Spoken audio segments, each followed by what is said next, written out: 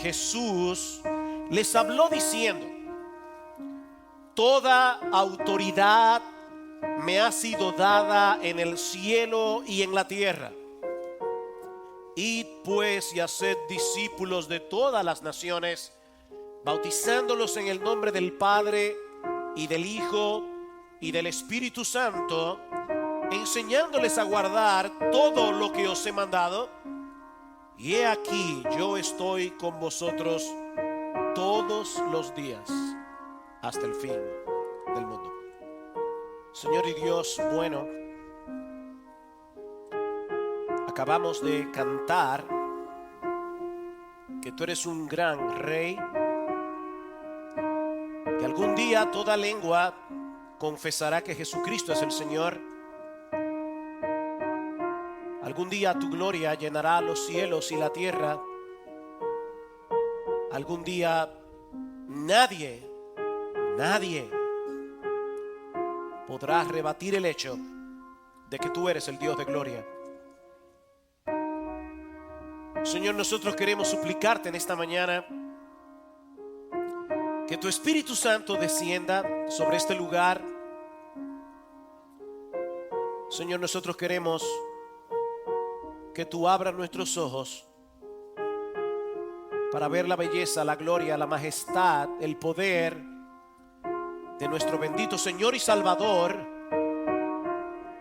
Hace un momento también cantábamos: haz comprender a tu pueblo tu amor.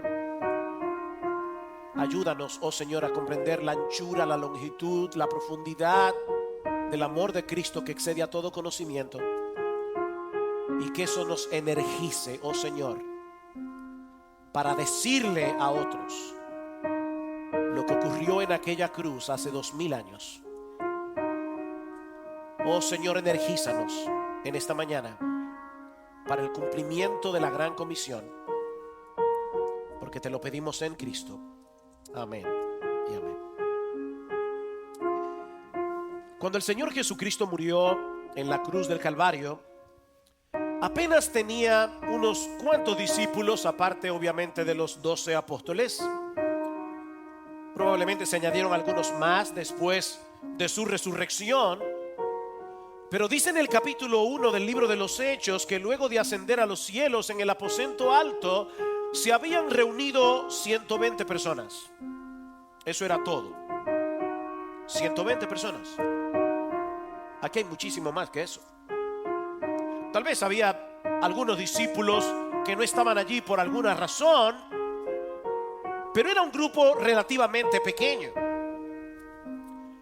Sin embargo, mis hermanos, 70 años después, a finales del primer siglo, los habitantes del imperio que profesaban ser cristianos se contaban por cientos de miles.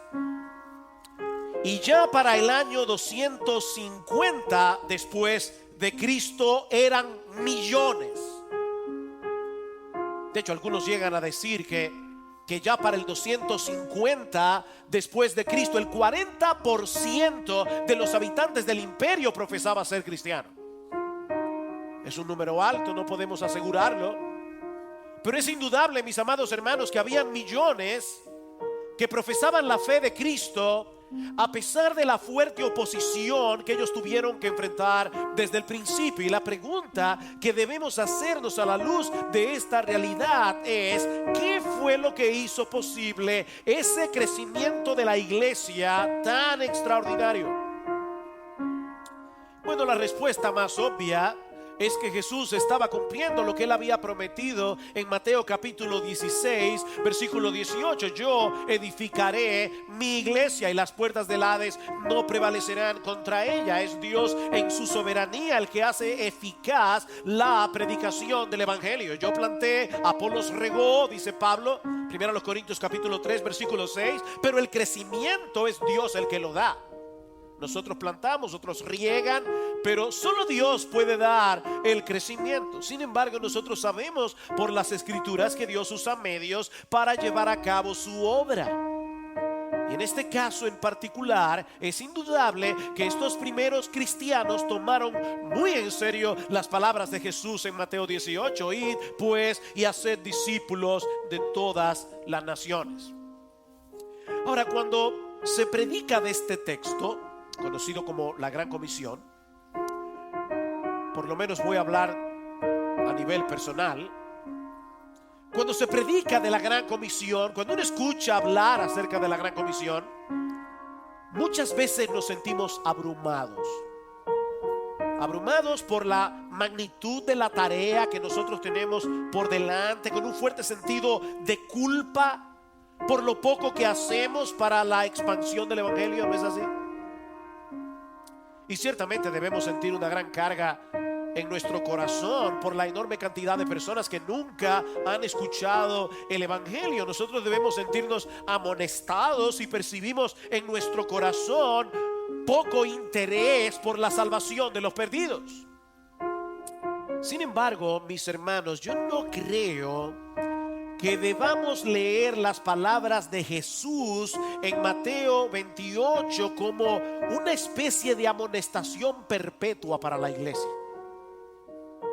que es como yo sospecho que muchos perciben la Gran Comisión. Es como si Jesús estuviera diciendo: dejen de estar perdiendo el tiempo y salgan a buscar a los perdidos. Dejen de estar involucrados en boberías. Yo creo que es así como algunos leen la Gran Comisión. Pero de verdad, hermanos, yo no creo que ese haya sido el tono ni la intención de Jesús al pronunciar esas palabras. Yo no creo que eso fue lo que movió a la iglesia primitiva a predicar el Evangelio de esa manera. El hecho de experimentar un permanente sentido de culpabilidad no es lo que nos va a motivar a salir hacia afuera a anunciar las buenas nuevas de salvación a un mundo que perece en sus pecados. Yo creo que el combustible que energiza la evangelización y la obra misionera es un profundo sentido de asombro por el poder, la gloria, la majestad de nuestro Señor y Salvador Jesucristo, mezclado con gozo y gratitud por nuestra salvación, amor por los perdidos y una seguridad inconmovible en la promesa de su presencia en nuestras vidas hasta el fin del mundo. ¿Se captó eso? Yo creo, mis hermanos, que si nosotros pudiéramos llevar a un laboratorio el combustible que ha movido a la iglesia a hacer la obra de evangelización, a hacer la obra de misiones hasta el día de hoy, aún en lugares difíciles, aún a riesgo de perder su propia vida, yo creo que lo que ha energizado la iglesia es un profundo sentido de asombro del poder, la gloria, la hermosura, la majestad de nuestro Señor. Y todo eso mezclado con un profundo sentido de gozo, de gratitud por el perdón de nuestros pecados, por el don de la vida eterna. Y todo eso mezclado con amor por los que se pierden, hombres y mujeres creados a la imagen de Dios. Y todo eso mezclado con una seguridad inconmovible en la promesa de Jesús: he aquí, yo estoy con vosotros todos los días hasta el fin del mundo. Ese es el combustible que mueve a la iglesia a salir de su zona de confort para llevar el evangelio hasta lo último de la tierra, no importa el costo que nosotros tengamos que pagar por eso. Y mi propósito en esta mañana es que cada miembro de esta iglesia pueda ser atrapado. Por eso les pedía que oraran. Y yo te pido que escuches este mensaje orando. Eso se puede hacer, orar y escuchar. Que tú escuches este mensaje diciendo: Señor, graba esta palabra en mi corazón, ayúdame a entender. que seamos atrapados por una correcta perspectiva de la gran comisión, de modo que seamos energizados en el cumplimiento de esta encomienda de nuestro Señor y Salvador. Es por eso que no debemos llegar directamente al versículo 19. Eso es lo que algunos hacen. ¿Cuál es la gran comisión? Y pues hacer discípulos. Es que te saltaste algo. Y no podemos saltar eso. No podemos saltar el versículo 18. Porque es la suprema autoridad de Jesús lo que define y sustenta la gran comisión. Y para los que toman nota, este es el primer punto de mi sermón. La autoridad suprema de Jesús es lo que define y es lo que sustenta la gran comisión. Vean una vez más el versículo 19. Y pues, hay una conexión aquí. Y pues, y haced discípulos de todas las naciones. En la Reina Valera del 60, el texto comienza diciendo por tanto, id y haced discípulos. Ambas traducciones implican la misma cosa, que antes de poder obedecer este mandamiento, porque es un mandamiento, no es una gran sugerencia, es una gran comisión. Ok, pero antes de obedecer este mandamiento, esta comisión del Señor, hay algo que debemos saber. Y se encuentra en el versículo 18.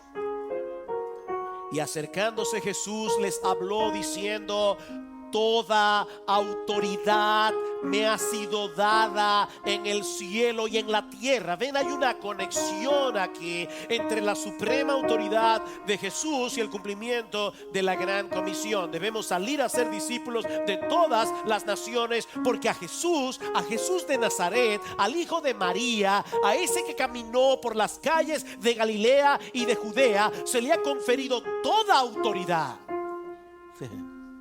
en el cielo y en la tierra. Y eso, por supuesto, nos lleva a preguntarnos: ¿cómo que a Jesús le fue conferida autoridad? ¿Quién se la confirió? ¿Acaso no poseía Jesús esa autoridad desde siempre? Él es la segunda persona de la Trinidad. ¿Quién le confirió a Jesús esa autoridad y para qué? Mateo capítulo 11 versículo 27. Aquí está la respuesta: todas las cosas me han sido entregadas por mi Padre, y nadie conoce al Hijo sino el Padre, ni nadie conoce al Padre sino el Hijo, y aquel a quien el Hijo se lo quiera revelar. Todas las cosas me han sido entregadas por mi Padre. ¿Para qué? Para que yo pueda revelar al Padre. El Padre le dio esa autoridad. Juan capítulo 3 versículo 35. El Padre ama al Hijo y ha entregado todas las cosas en sus manos. El Hijo tiene todo lo que el Padre tiene. El Hijo hace todo lo que el Padre hace.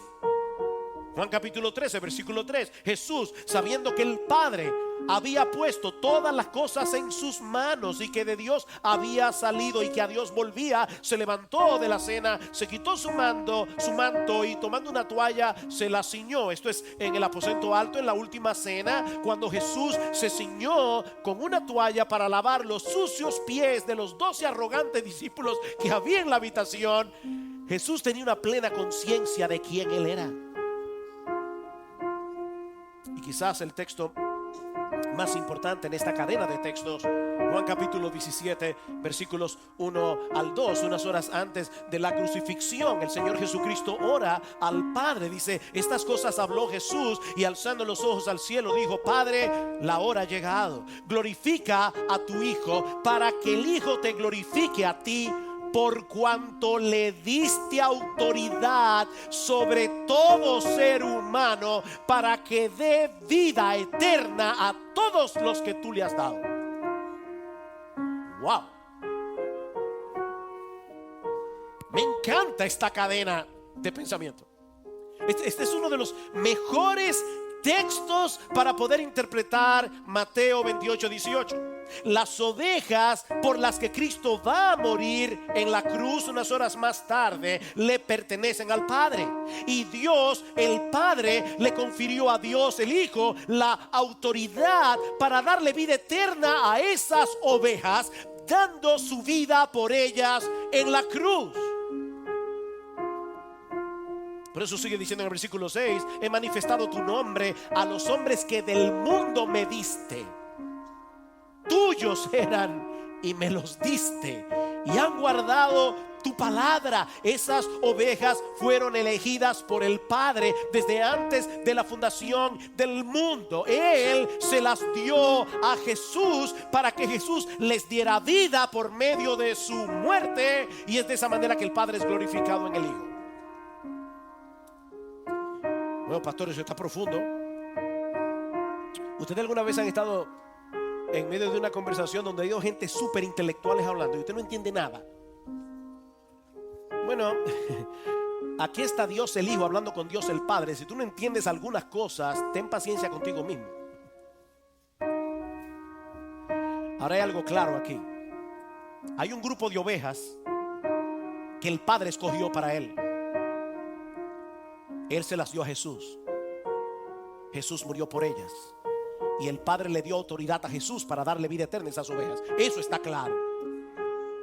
Ahora, mis hermanos, ¿puede haber mayor incentivo para predicar el evangelio que lo que Jesús acaba de decir aquí? Nosotros no sabemos cuáles son esas ovejas que Dios el Padre le dio a Dios el Hijo, pero sí sabemos que Dios el Hijo tiene plena autoridad dada por el Padre para darles vida eterna a través de la predicación del evangelio. Eso sí lo sabemos. Así que sal a predicar que el Hijo va contigo y Él le va a dar vida eterna a los que Él quiera dársela, pero se las va a dar a través de la predicación del evangelio. Ahora, pastor, pero si Cristo es Dios, cantamos hace un momento, Jesús, tú eres Dios, uno con el Padre. Si Jesús es Dios, ¿por qué fue necesario que el Padre le confiriera esa autoridad? De hecho, recuerden cómo comienza el Evangelio de Juan, que es donde se encuentra esta declaración en Juan 17. ¿Cómo comienza el Evangelio de Juan? En el principio existía el Verbo, y el Verbo estaba con Dios, y el Verbo era Dios. Él estaba en el principio con Dios. Todas las cosas fueron hechas por medio de Él, y sin Él nada de lo que ha sido hecho fue hecho. En Él estaba la vida, y la vida era la luz de los hombres. El Verbo es Dios, verdaderamente Dios. Es lo que Juan nos está diciendo aquí. Él es el creador, Él es el sustentador de todas las cosas, Él es el dador de la vida. Y ese Verbo, dice Juan en el versículo 14, se hizo carne. Ese Verbo, que es verdaderamente Dios, se hizo verdaderamente hombre, porque Él vino a resolver como hombre el problema que se originó en el huerto del Edén, cuando nuestros primeros padres decidieron rebelarse contra la autoridad de Dios. Y hermanos, esto que yo voy a decir ahora es tan importante, porque nosotros podemos comenzar a pensar en la gran comisión a partir del Evangelio de Mateo. Pero si tú comienzas a pensar en la gran comisión a partir del Evangelio de Mateo, es como comenzar a ver la película por la mitad. No, Mateo 28 tiene todo un trasfondo detrás. Dios creó a Adán y Eva, recuerden, a su imagen y semejanza, y les dio la encomienda de ejercer dominio sobre todo lo creado. Ellos debían llenar la tierra de seres humanos creados a la imagen y semejanza de Dios, para ejercer dominio, para ejercer autoridad sobre todo lo creado, pero por supuesto siempre bajo la autoridad de Dios, en el nombre de Dios, para la gloria de Dios. Pero Adán y Eva se corrompieron al pretender actuar como seres humanos, al olvidar su condición de criaturas, y por causa de su pecado la imagen de Dios en nosotros quedó distorsionada. Pero ¿qué hizo Dios en ese momento? Mis hermanos, Dios pudo haber tomado la decisión de raer a la raza humana de la faz de la tierra, pero en vez de hacer eso, Dios decidió tomar el camino de la redención. Dios en ese momento en el jardín del Edén decidió tomar el camino de la redención, desviar la furia justa de su ira contra su propio hijo. Dios prometió enviar a un Salvador, Génesis 3:15, nacido de mujer. Es decir, un hombre como tú y como yo, el postrer Adán, como le llama Pablo en 1 Corintios 15, que habría de revertir todos los efectos de la caída. Es por eso que aunque Dios le dijo a Adán y Eva, si comen de ese árbol van a morir, cuando ellos comen del árbol de la ciencia del bien y del mal, Adán le cambia su nombre a su esposa, a quien antes le llamaba Isha, que significa varona, y le llama Eva. ¿Y por qué le llama Eva? Porque Adán creyó en la promesa. Eva significa madre de todos los vivientes, no madre de los murientes, madre de todos los vivientes. ¿Saben por qué a Eva se le llamó Eva? Porque un descendiente suyo habría de revertir la maldición en bendición, trayendo vida por medio de su muerte. Es a la luz de esa promesa que nosotros debemos leer toda la historia que se narra en la Biblia, y es a la luz de esa promesa que debemos interpretar la Gran Comisión. Repito, comenzar por el Evangelio de Mateo es comenzar por la mitad. Hay toda una historia detrás que comienza en el libro del Génesis. En Génesis capítulo 12, Dios escoge a un hombre llamado Abraham, a quien le promete darle una gran descendencia a través de uno de sus descendientes, y bendecir a través de él todas las familias de la tierra. Esta es una recapitulación de la promesa original de Dios en el huerto del Edén. Lo que Adán perdió en el paraíso sería recuperado por este descendiente de Abraham, hijo de mujer y ahora descendiente de Abraham. Miles de años más tarde, Pablo va a decirnos en el capítulo 3 de la carta a los Gálatas que ese descendiente de Abraham es nuestro Señor Jesucristo, el cual obedeció perfectamente la ley de Dios durante toda su vida, lo que Adán ni ningún otro ser humano ha podido hacer jamás, y luego murió en la cruz del Calvario como nuestro sustituto para cargar con nuestra culpa en la cruz. Por eso es que Mateo comienza diciendo: este es el libro de la genealogía de Jesucristo, hijo de David, hijo de Abraham. Ese Jesús que murió crucificado, también resucitó al tercer día y luego ascendió a los cielos, y ahora está sentado a la diestra de Dios, dice Pablo en Efesios capítulo 1, muy por encima de todo principado, autoridad, poder, dominio y de todo nombre que se nombra, no solo en este siglo, sino también en el venidero. ¿Se dan cuenta, mis hermanos? Jesús siempre tuvo autoridad como Dios, pero ahora estamos hablando del Dios que se hizo hombre, del Mesías.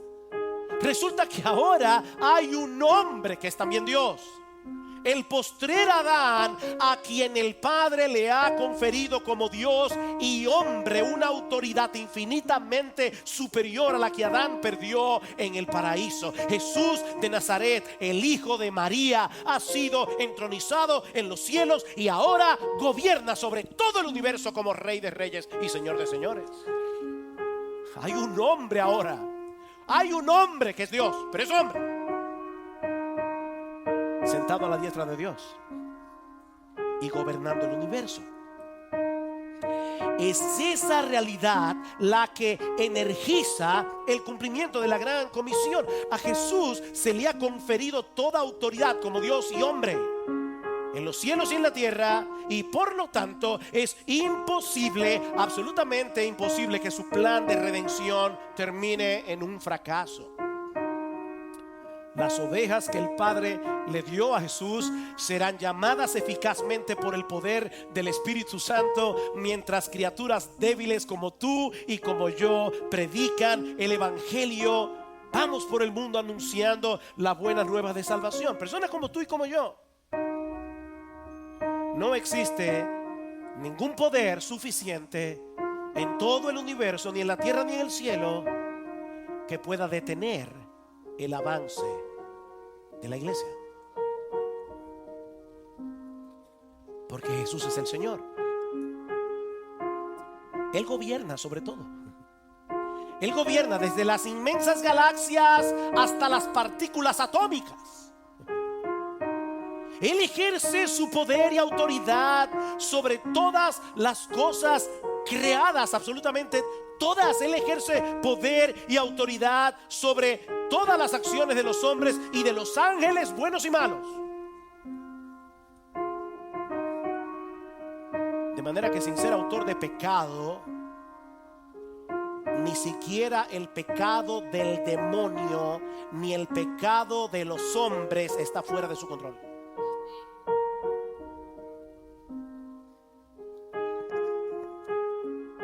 Es increíble que Nabucodonosor, el rey de Babilonia, tenía una mejor teología que muchos evangélicos.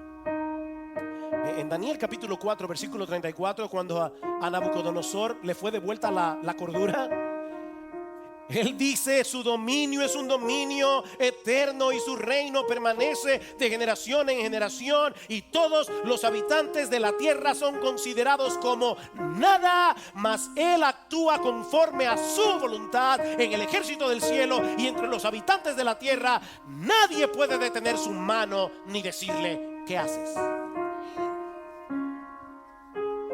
Toda autoridad me ha sido dada en el cielo y en la tierra. Y pues, y haced discípulos. Vayan y prediquen este evangelio, porque yo soy el Señor. Vayan y prediquen, porque nada ni nadie podrá impedir que las ovejas escogidas por el Padre vengan a mí. No hay gobierno humano que pueda detenerlos. No hay ninguna religión humana que pueda retener permanentemente a los que son míos. No importa que en este momento estén sumidos en el Islam. No importa que vivan en Corea del Norte. Mis ovejas oirán mi voz. Mis ovejas oirán mi voz. Mis ovejas vendrán a mí, porque el Padre me dio potestad para darles vida eterna a todos los que Él me ha dado.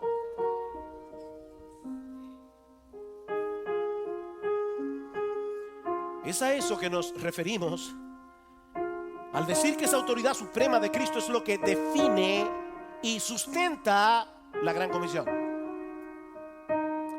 La define porque ese es el mensaje que estamos llamados a proclamar. Mira, mi hermano, decirle a un inconverso: yo antes estaba vacío, vivía una vida infeliz, y ahora soy dichoso porque estoy en Cristo, eso no es evangelizar. Eso no es evangelizar. Evangelizar es anunciar algo. Es anunciar un hecho histórico. Algo que sucedió en el Calvario hace 2000 años.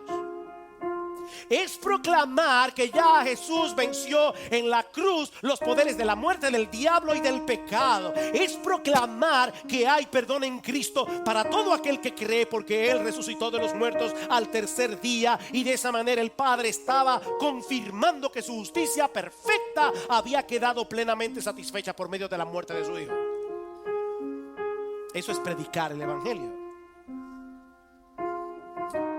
Un gran teólogo norteamericano llamado Michael Horton narra en uno de sus libros que en cierta ocasión él estaba en la iglesia y no sé por qué el pastor le preguntó: ven acá, ¿cuándo tú fuiste salvo?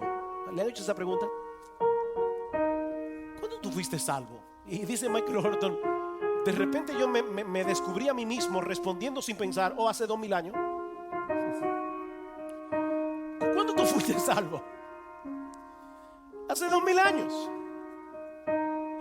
Ya Jesucristo hace 2000 años pagó por todos nuestros pecados al morir como nuestro sustituto, y ahora podemos compartir con otros la buena noticia de que ese perdón está disponible para todo aquel que cree. Pero esa autoridad suprema de Jesús no solo define, sino que también sustenta la gran comisión. Porque es esa suprema autoridad de Jesús lo que garantiza el éxito de la gran comisión. Mateo 24:14: este evangelio del reino se predicará en todo el mundo. Este evangelio del reino se predicará en todo el mundo como testimonio a todas las naciones, y entonces vendrá el fin. Hay un montón de lugares ahora mismo donde predicar el evangelio es un delito, donde puede costarte la muerte predicar el evangelio. Pero ¿sabes qué? Allí se va a predicar el evangelio si Cristo quiere que se predique. Este evangelio se predicará. Nada ni nadie va a poder impedir que eso suceda. Yo edificaré mi iglesia y las puertas del Hades no prevalecerán contra ella. Eso no puede suceder. Es sobre la base de esa realidad que podemos salir a proclamar con toda confianza el evangelio, sabiendo de antemano que al final de la historia todas las ovejas compradas por el Padre de toda tribu, pueblo, lengua y nación estarán allí.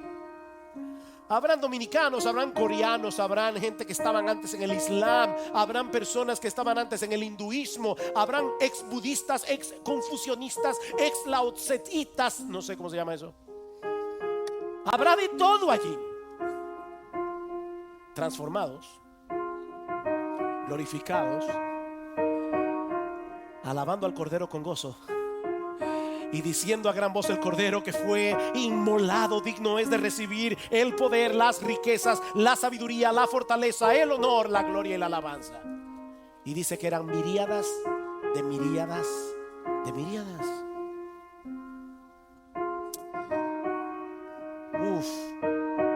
Pero debemos notar también, en segundo lugar, ya vimos la suprema autoridad de Jesús que define y sustenta la gran comisión. Veamos ahora en segundo lugar la amplitud y profundidad de la gran comisión. La amplitud y profundidad de la gran comisión. Versículo 19. Id pues y haced discípulos de todas las naciones, bautizándolos en el nombre del Padre y del Hijo y del Espíritu Santo, enseñándoles a guardar todo lo que os he mandado. Como hemos visto ya, mis hermanos, la obra misionera de Dios no comienza en Mateo 28. La obra misionera de Dios comenzó en el huerto del Edén. La obra misionera comenzó desde que el pecado entró en el mundo. Por eso alguien ha dicho que la obra misionera no se justifica citando simplemente un versículo por aquí y otro versículo por allá, sobre todo el texto de Mateo 28. Dice este autor: más bien toda la Biblia es acerca de la misión de Dios. De ahí el título de este mensaje. No es la misión de la iglesia. No. Es la misión de Dios. Y este autor está diciendo: toda la Biblia es acerca de la misión de Dios. Él envía a su Hijo, luego envía al Espíritu y luego envía a su pueblo a ser discípulos. De manera, mis hermanos, que el rescate de los perdidos no es primariamente una misión de la iglesia, es la misión de Dios. Es la misión de Dios. Así que no debemos leer este texto en Mateo 28 como si Dios nos estuviera diciendo: bueno, ya yo hice mi parte, pero ahora todo depende de que ustedes hagan la suya. Esto es 50 y 50. No. Mis hermanos, recuerden otra vez Mateo 16, 18. Jesús no le dice a sus discípulos: ustedes van a edificar mi iglesia. De paso, tampoco dice: yo edificaré tu iglesia. No. Yo edificaré mi iglesia. Yo edificaré mi iglesia. Ese es el trasfondo de la gran comisión. El Señor Jesucristo está llevando a cabo lo que Él prometió hacer, pero a través de la iglesia. Un escarpelo no puede operar a nadie. Y los médicos que están aquí saben eso. Un escarpelo, que es lo que usa el médico para abrir, no puede operar. Ahora, un cirujano sí puede operar usando el escarpelo. Bueno, mis hermanos, nuestro Dios puede hacer lo que a Él le plazca sin ninguna clase de instrumento, pero Él, en su bondad, en su gracia, ha decidido usar a su iglesia a través de la proclamación del Evangelio en el poder del Espíritu Santo. Recibiréis poder cuando haya venido sobre vosotros el Espíritu Santo, y me seréis testigos en Jerusalén, en Judea, en Samaria y hasta lo último de la tierra, para congregar en uno a todo mi pueblo. De ahí la amplitud de la gran comisión. Id pues y haced discípulos ¿de quién? De todas las naciones. De todas las naciones. ¿Saben qué, mis hermanos? Hoy nosotros estamos sentados aquí porque algún día, en el pasado, hace mucho tiempo atrás, hubo misioneros que tomaron esto en serio y vinieron a República Dominicana y trajeron el Evangelio. No fue por internet que llegó, porque fue a mediados del 1800. Fue a través de hombres que vinieron a predicarnos el evangelio, porque ellos entendieron esta comisión: vayan y hagan discípulos de todas las naciones, vayan y proclamen por el mundo que yo soy el Señor sobre toda cultura, sobre toda nacionalidad. No hay un salvador para los judíos y otro salvador para los chinos y otro salvador para los hindúes. No, solo a mí se me ha conferido, dice Jesús, toda autoridad en el cielo y en la tierra para dar vida eterna a todas las ovejas del Padre. Todos los hombres de toda cultura, de todas las razas, de todas las religiones tienen que arrepentirse de sus pecados y tienen que confiar únicamente en Cristo, o de lo contrario se perderán. Yo soy el camino, yo soy la verdad, yo soy la vida. Nadie viene al Padre sino por mí. Hay un solo nombre bajo el cielo dado a los hombres, no importa el país, no importa la raza. Hay un solo nombre en el cual podemos ser salvos, y ese nombre es Jesucristo. Ahora, yo sé que decir esto no es políticamente correcto en el mundo pluralista en el que nos ha tocado vivir.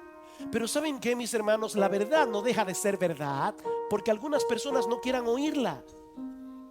Hay un solo Dios, no hay 20 dioses.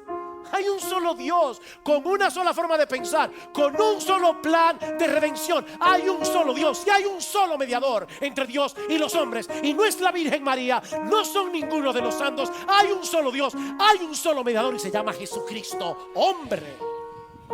Fuera de Él no hay salvación. Fuera de Jesús no hay salvación. Pero esta comisión no solo es amplia en su alcance, esta comisión es profunda en su finalidad. Lo que quiero decir, mis hermanos, es que la comisión de Jesús no fue: vayan por el mundo y hagan convertidos. No. La comisión de Jesús es: vayan y hagan discípulos. No meros convertidos, no discípulos. Y es interesante notar aquí que aunque en nuestras versiones, y es correcto, el verbo ir está en imperativo: id y haced discípulos. Y es correcto, se puede traducir así, eso no es un error. Pero la realidad es que el único verbo en el original que está en imperativo es haced discípulos. Luego vienen 3 verbos en participio, lo que indica que son las formas a través de las cuales hacemos discípulos. ¿Cuál es el mandato? Hacer discípulos. ¿Cómo? Yendo, bautizando y enseñando. Yendo, bautizando y enseñando. ¿Y qué es un discípulo? Pero un discípulo es un aprendiz, es un seguidor de Jesús, es alguien que ha decidido de poner su autonomía, es alguien que ha decidido rendirse ante Jesús como su único dueño, como su único Señor, como su único amo, como su único Dios, como su único Salvador. Es una persona que ha dejado de confiar enteramente en sí misma para confiar únicamente en Cristo. De manera que la encomienda que Jesús ha dado a su iglesia es que vayamos por todo el mundo con el propósito de que todo tipo de personas, con todo tipo de trasfondo cultural, étnico o religioso, vengan a ser seguidores de Jesús, vengan a ser adoradores de Jesús, vengan a ser personas que solo confían en Jesús y que anhelan de todo corazón obedecer a Jesús y vivir para Él.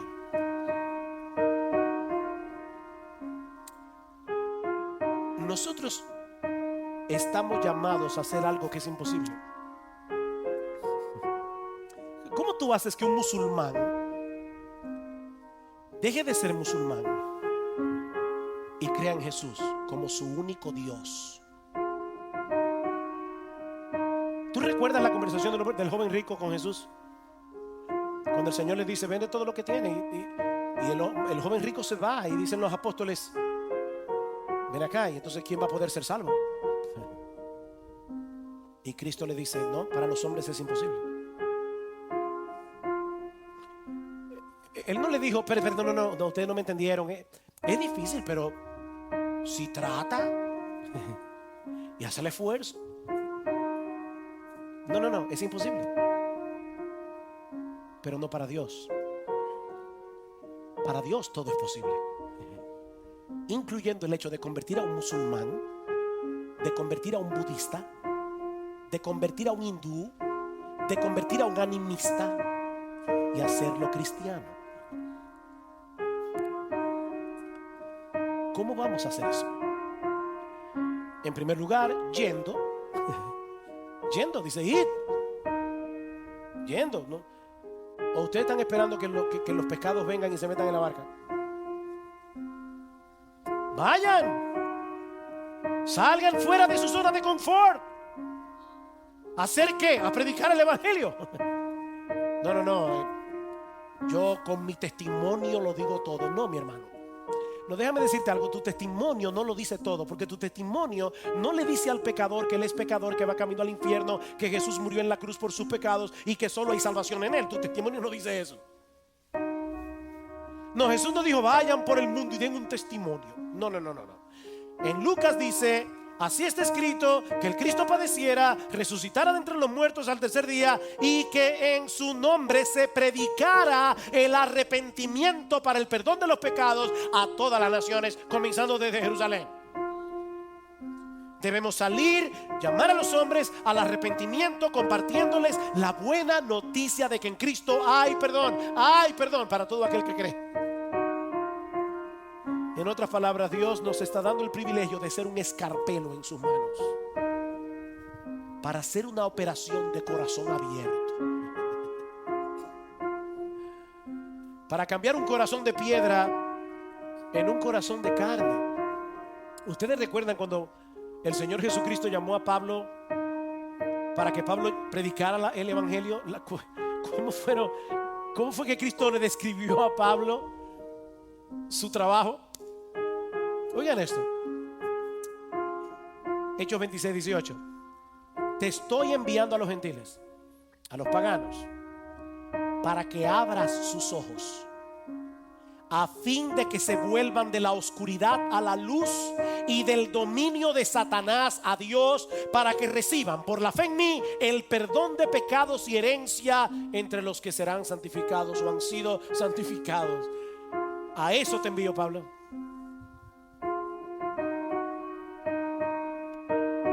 Wow, Dios tiene el poder para hacer eso con gente como tú y como yo, mientras predicamos el evangelio. La palabra de Dios es la que tiene el poder de producir el nuevo nacimiento en personas que están espiritualmente muertas en sus delitos y pecados. Él de su voluntad nos hizo nacer por la palabra de verdad, Santiago 1:18, para que seamos primicias de sus criaturas. Él nos hizo nacer por medio de la palabra. La palabra tiene poder. ¿Y qué debemos hacer con aquellos que acepten el mensaje? Bautizarlos en el nombre del Padre y del Hijo y del Espíritu Santo. Nosotros debemos guiar a estas personas a hacer una profesión pública de su fe, pasando por las aguas del bautismo, identificándose con el Dios Trino. ¿Por qué en el nombre del Padre? Y vean, noten, es un solo nombre. Cristo no dijo en los nombres. No es un solo Dios en tres personas. En el nombre del Padre, porque el Padre fue que nos escogió desde antes de la fundación del mundo. En el nombre del Hijo, porque el Hijo fue que nos sustituyó en la cruz del Calvario pagando por nuestros pecados. Y en el nombre del Espíritu Santo, que fue el que abrió nuestro entendimiento y aplicó eficazmente el evangelio en nuestro corazón. De paso, si hay alguno aquí que profesa ser cristiano y todavía no se ha bautizado, escucha lo que dice Jesús aquí. Bautizarse no es una opción para un creyente. Es por medio de ese bautismo en agua que nosotros venimos a formar parte de una iglesia local. Eso es lo que hemos estado viendo en toda esta serie, donde aprendemos lo que implica en la práctica ser un seguidor de Jesús como amo, dueño, Señor de nuestras vidas, mientras nos animamos unos a otros a la obediencia que fluye de un corazón agradecido, enseñándoles a guardar todo lo que os he mandado. Ustedes recuerdan a Isaías. Ese reloj, hoy en la mañana quisiera romperlo. Ustedes recuerdan Isaías, cuando en Isaías capítulo 6 el Señor se le aparece, él ve la gloria de Dios y de repente Isaías dice: ay de mí, muerto soy deshecho, porque siendo un hombre inmundo de labios han visto mis ojos al Rey, Jehová de los ejércitos. Y Dios de repente le purifica los labios y Dios le permite a Isaías escuchar una conversación entre las tres personas de la Trinidad. ¿A quién enviaré y quién irá por nosotros? ¿Y qué hace Isaías? Heme aquí, Señor, envíame a mí. ¿Por qué? Porque él ya había recibido el perdón de sus propios pecados. Alguien decía: imagínense que Isaías hubiera escuchado esta conversación de Dios antes de haberse sentido deshecho por sus propios pecados, antes de haber visto la gloria de Dios. Isaías escucha: ¿a quién enviaré? ¿Quién irá por nosotros? Isaías era un hombre justo según el parámetro del Antiguo Testamento. Si Isaías no hubiera visto la gloria de Dios y se hubiera sentido deshecho, ¿sabe lo que hubiera pensado? Heme aquí, Señor, esta pieza disponible. Pero ¿qué hubiera pasado si Isaías hubiera escuchado esta conversación entre las personas de la Trinidad sin haber recibido con ese carbón ardiente el perdón de sus pecados? ¿A quién enviaré? ¿Y quién irá por nosotros? No a mí, Señor, no a mí, yo soy un hombre inmundo de labios, yo soy un pecador, yo no puedo hacer eso. Pero Dios le permitió a Isaías escuchar esa conversación luego de haber visto la gloria de Dios, luego de haber sentido la carga de su pecado y luego de haber sentido la alegría, el gozo del perdón. Y cuando Dios dice: ¿a quién enviaré? ¿Quién irá por nosotros? Heme aquí, Señor, heme aquí, Señor, yo quiero dar de gracia lo que yo de gracia recibí. Envíame a mí, envíame a mí.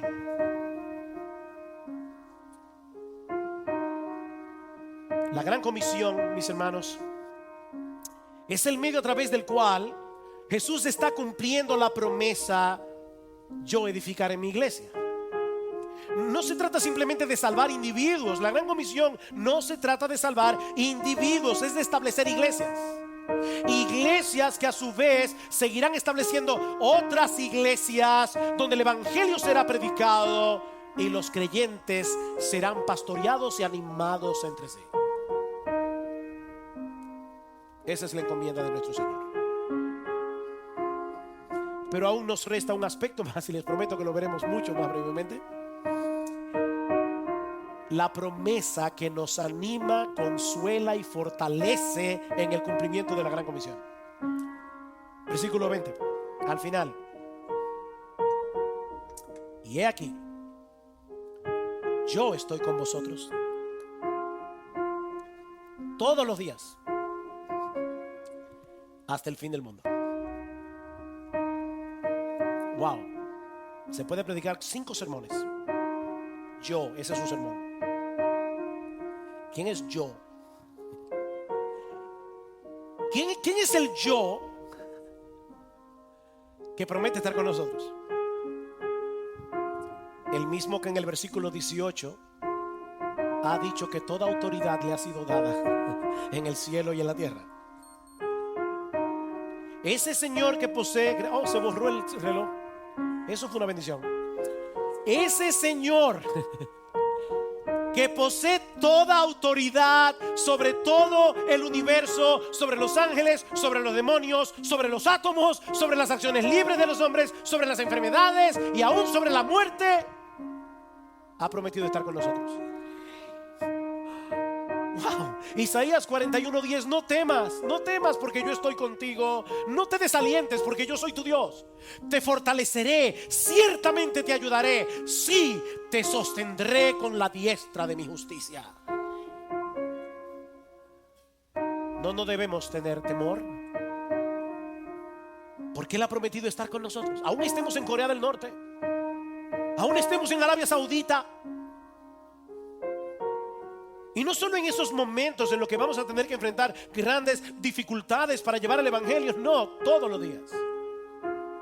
Todos los días. No te dejaré ni te desampararé, Hebreos 13:5. Y aquí en Mateo 28:20 lo conecta de manera particular con el cumplimiento de la gran comisión. No tengas temor a la hora de salir de tu zona de seguridad. No tengas temor a la hora de dejarlo todo, porque donde quiera que vayas, yo estaré contigo todos los días, en cada momento, en cada minuto, en cada segundo de cada día.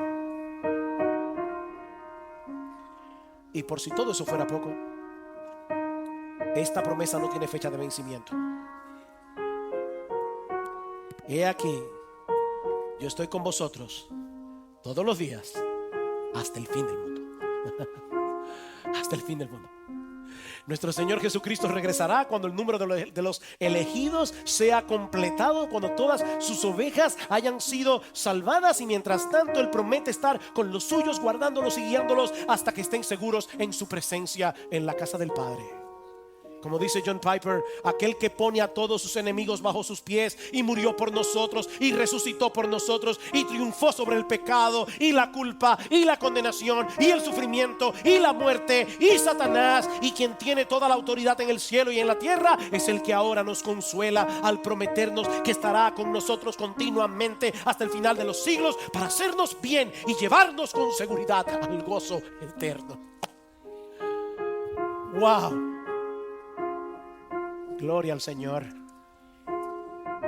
Sí debemos tener una carga en nuestros corazones por todos aquellos que están a nuestro lado sin Cristo,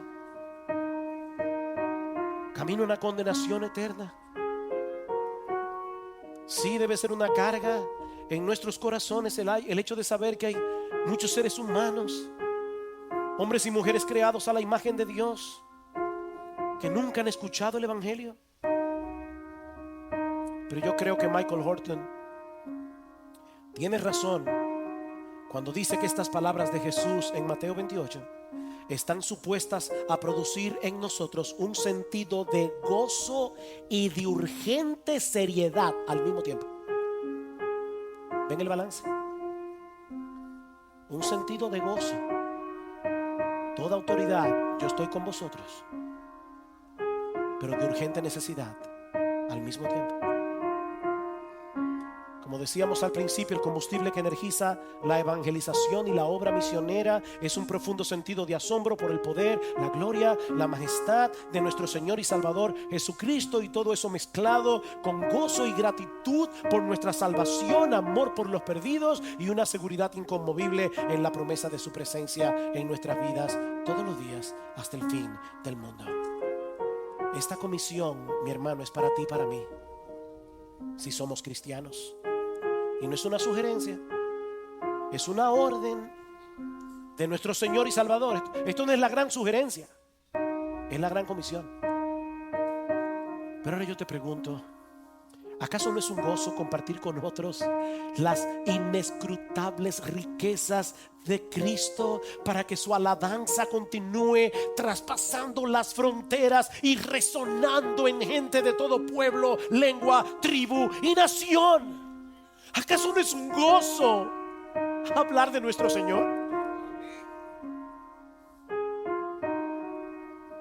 No podemos dejar de decir lo que hemos visto y oído. ¿Recuerdan esas palabras de Pedro cuando le prohibieron predicar el Evangelio? Es que no podemos. Es que no podemos. Nuestro Señor es demasiado maravilloso, nuestro Señor es demasiado glorioso. Lo que Él ofrece a un mundo que se está perdiendo en tinieblas es demasiado grande. Y Él ha prometido estar con nosotros todos los días.